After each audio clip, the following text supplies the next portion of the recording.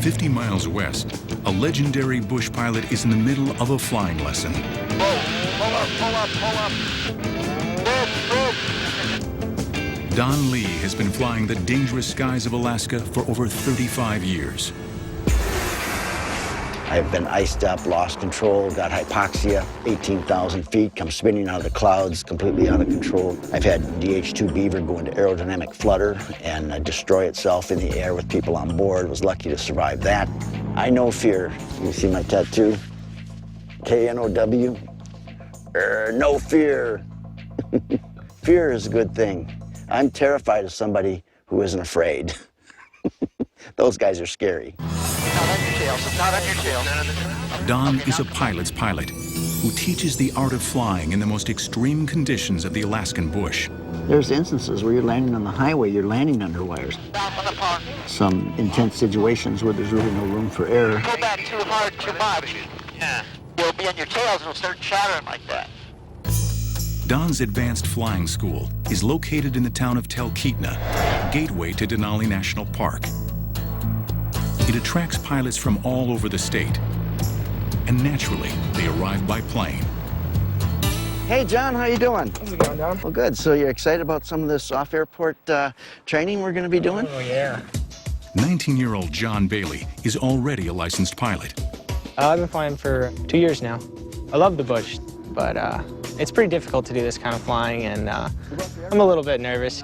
John has flown quite a bit in a very controlled environment, but what we teach is off-airport landings, and you're making a lot of judgment calls, and it's totally different than what you learn as a private pilot. We're completely out of the box now. For John, this training will determine whether or not he has the skills to become a true Alaskan bush pilot. All right, let's go fly. Whenever I come up to the airplane, John, I always look at it and go, okay, is it sitting right? Is there anything obvious that's wrong? Did someone back into it with a truck? Did a bear come up and chew the side? We're defying gravity. So we want to have this thing airworthy. So when I see a day like today, right away you're telling yourself, okay, it's a little blustery. We're going to have a little rain on the window. We're going to look at the wind. We're going to look at the rain. One thing we're not going to do today? Wreck the airplane. We're not going to wreck that airplane. All right, let's go. Clear for start. Flying airplanes is risky. If you don't want any risk, don't fly airplanes. Okay, ready? All right, let's go. We can't eliminate all the risk, but we eliminate little slivers. That's the best we can do. Bush pilots like Don fly the backcountry, the places where the only landing strips are the ones you find yourself. One of Don's first lessons is how to land on an extremely rough and debris-strewn riverbank known as a gravel bar. When we're off away from the main airports out on these river bars and mountaintops, it's all you. Having command of your airplane is totally essential. For your first off-airport landing, we're going to go up to that bluff there, straight ahead about 3 or 4 miles. All right. And that's where we're going to look at this gravel bar. As the plane approaches the riverbank, it's time for student John to prove he has the right stuff.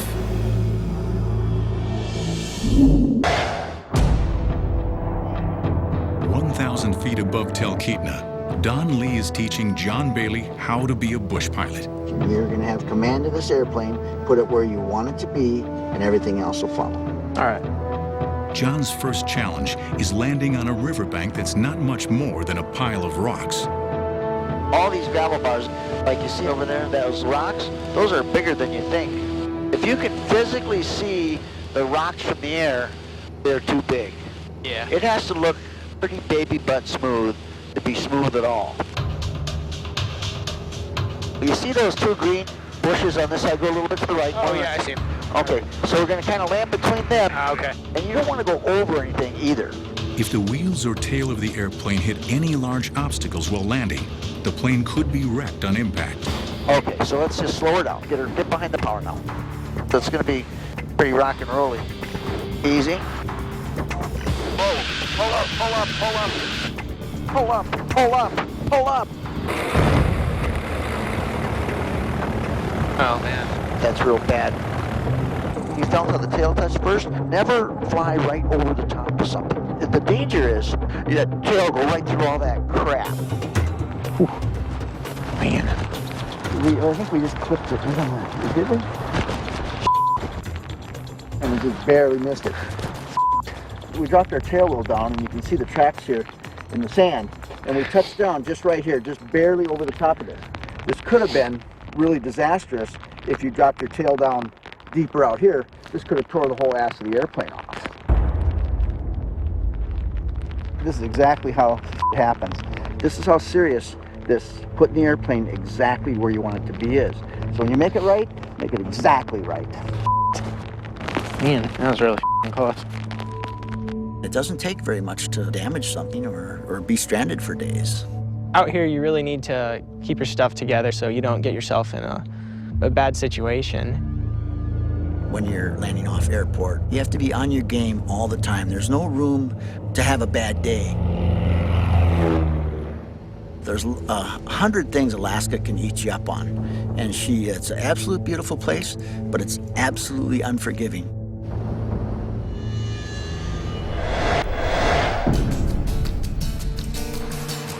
Okay, you're going to be a flight instructor. I just carry a little bit of toothpaste. There's nothing worse in the whole world than flying with somebody who's trying to get instruction if they have incredibly bad breath. On his first landing test on a gravel bar near Talkeetna, student John Bailey nearly destroyed the airplane. Oh, man. That's real bad. After his mistake, teacher Don Lee thinks it's important for John to get his confidence back. Whether it's for a search and rescue operation or simply reaching a remote tourist site, bush pilots need to be able to fly through narrow passages. Okay, come right down over the top of that little roof of that little cabin, and we'll drop into the river. All right. When clouds and poor weather create a low ceiling, rivers and canyons are sometimes the only trails to follow. The airplane will go where your eyes look. This is going to be narrow in here, and it's plenty wide enough for the airplane. The idea is to learn to ignore what you have to. If you put the inside wing down on the turn, and it's okay, that's all you have to do is concentrate on. You don't have to worry about the trees on the other side. So you don't have to look like both sides. You only look at one side, make it right. All right. Just don't forget the wings are 32 feet wide. Yeah. Okay, push her right down here. There's room. I'm with you on it. All right. Use the bore spook. Get within about 50 feet or so of the water. I don't want to scare you, but it's all okay. All right, there you go. Right, come right up here should be good. Okay, a little more power so we stay. There you go, good. Your airplane's going where your eyes are looking. You're not thinking about it, you're just doing it. Yeah. And that's a big transition. Yeah, this is pretty fun. It's pretty darn narrow, though. I feel like I'm in a F-15 or F-16, just slicing through everything. Yeah. It took a little bit to get him back comfortable again, but you have to be confident. Now Don thinks John is ready for the toughest challenge. All right, well, we're going to look at the highway here. Landing on an active highway. The key is we don't want to startle anybody.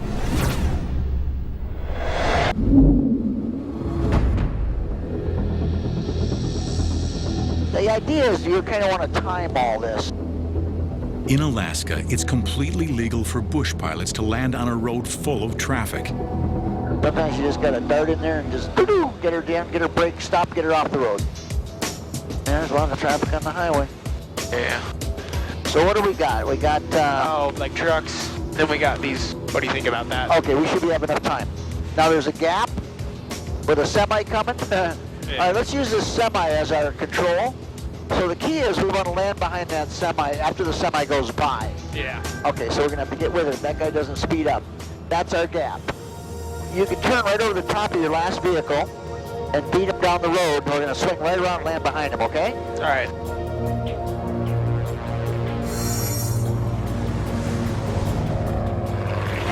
If John makes a potentially deadly mistake, Don is ready to intervene. But the dual control system isn't foolproof. I'm about a couple seconds ahead of them, but there's a certain point that they'll take you where you can't save them. It's going to be kind of a wing in there, okay? All right.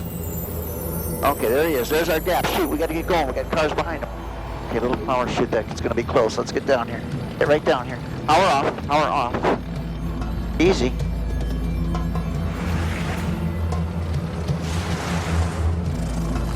Okay. Careful putting any more power in like that. Okay.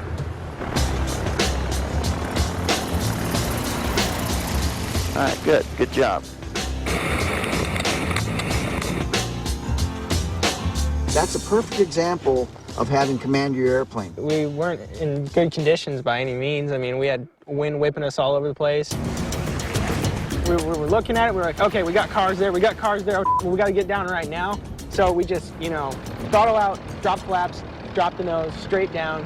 Then we got a big gust of wind, and we got, oh, we're going that way, and then, oh, we're going to blow this way, and then we finally got it lined back up.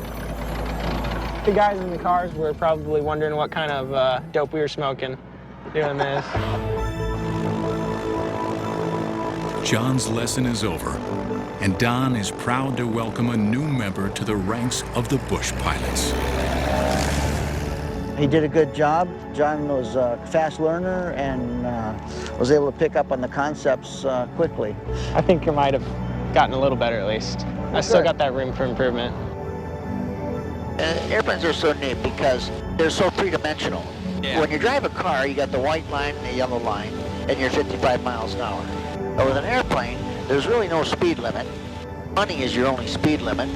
Yeah. If you throw enough money at it, you can go fast and faster. You have up and down and left and right. You can just go off to infinity and beyond with an airplane, and well, what a joy.